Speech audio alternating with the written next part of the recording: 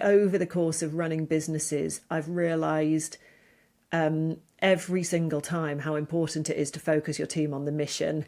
Now, that comes very naturally to many founders because it's the reason you need that passion to do what you do, but making sure that your colleagues feel that mission day in, day out. So I used to work with a founder who every Friday morning would stand up and say, "What are we building? We're building a good bank."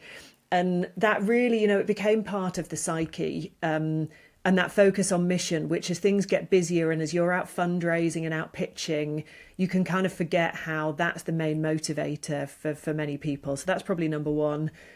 The second thing I've learned is just how critical the balance of people around you is. So there's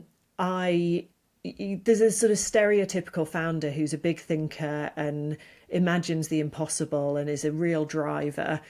It's rare that any founder of a business you meet is a fully rounded individual and can do every bit of what they need to. So some are really big thinkers, but they need the operator. Some are operators and they need the big thinker.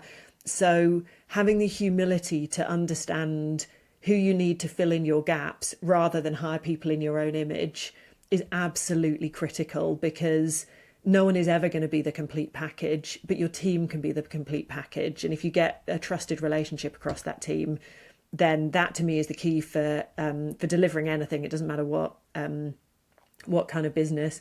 And then I guess the cliched one, which anyone who's in a startup business will be utterly familiar with, which is just how frequently you fail, but how much you can normalize that failure so that people in your team kind of jump back up rather than crumble and feel like they've done everything wrong. So we do something in Octopus Money called Stumble of the Week, where every time we do an all hands, we try and get people to talk about the stupidest thing they did that week, just to try and normalize the fact that stuff will go wrong all the time because you're breaking new ground.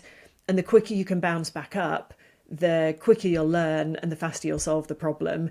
But probably if you're not making any mistakes, you're not moving quickly enough. So how you normalize that, make it again part of the psyche. You hear founders talk about it a lot, but while founders get it, often people in their teams are still absolutely terrified of failing.